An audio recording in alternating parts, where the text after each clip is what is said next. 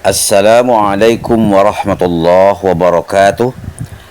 Alhamdulillahi hamdan syakirin, hamdan na'imin, hamdan yuafi ni'amahu yukafi mazidah. Asyhadu an la ilaha illallah wahdahu la syarika lah, wa asyhadu anna sayyidana wa nabiyyana Muhammadan abduhu wa rasuluh la nabiyya ba'dah. Allahumma salli ala sayyidina Muhammadin wa ala alihi wa sahbihi ajma'in. Amma ba'd. Para pemirsa dimanapun berada yang saya muliakan, pertama-tama kita ucapkan puji syukur kepada Allah Subhanahu wa Ta'ala atas segala rahmat dan nikmatnya yang tidak terhitung nilainya. Kita dapat melaksanakan kegiatan kita sehari-hari. Mudah-mudahan bapak-bapak, ibu-ibu semuanya mendapatkan lindungan dan pertolongan Allah Subhanahu wa Ta'ala dan dimudahkan rezekinya dari segala arah. Salawat dan salam kita tidak lupa untuk Rasulullah SAW. Allahumma salli ala Sayyidina Muhammad wa ala ali Sayyidina Muhammad. Bapak ibu-ibu yang saya hormati, pada kultum kali ini saya akan menguraikan hadis arba'in yang dikarang oleh Imam An-Nawawi. Hadis arba'in ini yang saya ambil adalah hadis yang ke-15. An Abi Hurairah radhiyallahu an anna Rasulullah sallallahu alaihi wasallam qala man kana yu'minu billahi wal yawmil akhir falyakul khairan aw liyasmut wa man kana yu'minu billahi wal yawmil akhir falyukrim jarahu wa man kana yu'minu billahi wal yawmil akhir falyukrim dhaifahu. Hadis rawahul Bukhari wa Muslim.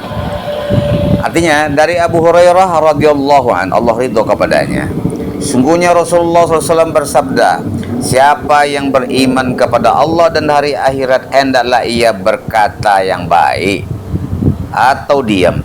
Siapa yang beriman kepada Allah dan hari akhirat hendaklah dia menghormati tetangganya. Dan barang siapa yang beriman kepada Allah dan hari akhirat, maka hendaklah dia memuliakan tamunya. Para pemirsa yang berbahagia, dalam hadis ini ada 3 pelajaran. Yang pertama, Rasulullah menyuruh kita untuk berkata-kata itu yang baik. Qaulan ma'rufa. Ada namanya qaulan ma'rufa. Itu qaulan ma'rufa itu menggunakan kata-kata yang pantas, yang sopan, jangan menghina, jangan melecehkan perkataan di tradisi-tradisi di suatu daerah. Itu dipakai qaulan ma'rufa.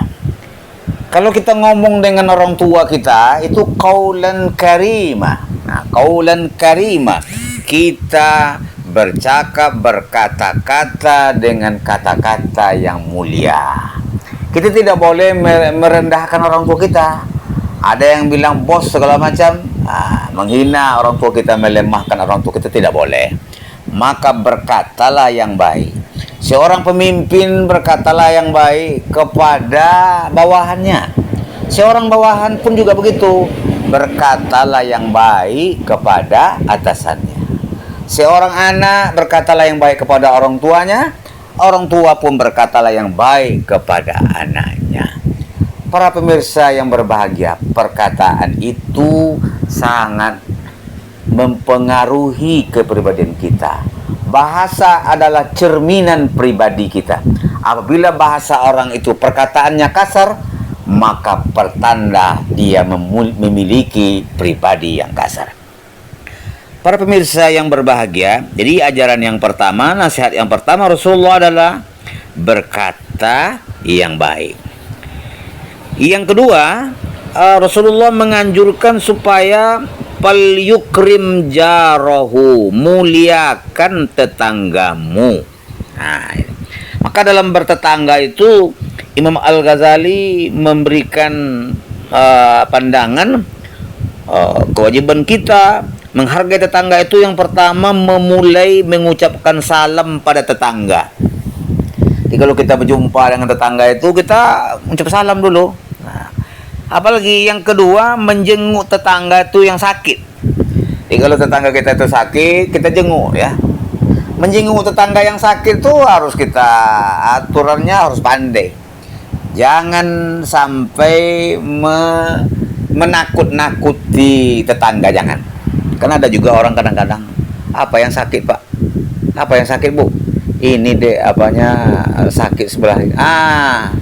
Tetangga yang saya kemarin tuh nama si Anu tuh katanya sama betul dengan penyakit ibu tuh katanya. Sama penyakit bapak tuh sudah meninggal kemarin katanya. Itu namanya menakut-nakuti tetangga, tidak boleh. Ya, menjenguk tetangga kita yang sakit. Yang ketiga, melayat. Melayat itu artinya takziah ketika tetangga kita mendapat musibah. Ya, meninggal tetangga kita itu kita melayat. Kemudian mengucapkan selamat pada tetangga jika mereka mendapatkan kebahagiaan. Anaknya lulus PNS, anaknya lulus P3K, atau mendapat menantu, atau wisuda sarjana segala macam. Ini mendapatkan berita gembira, ucapkan selamat. Ya. Kemudian berserikat dengan mereka dalam kebahagiaan dan saat mendapatkan nikmat. Berserikat itu menyenangi, ya. Senang kita rasanya kalau tetangga kita itu mendapatkan kebahagiaan dan saat mendapatkan nikmat. Yang berikutnya, tetangga itu hak kita, kewajiban kita apa? Meminta maaf jika berbuat salah.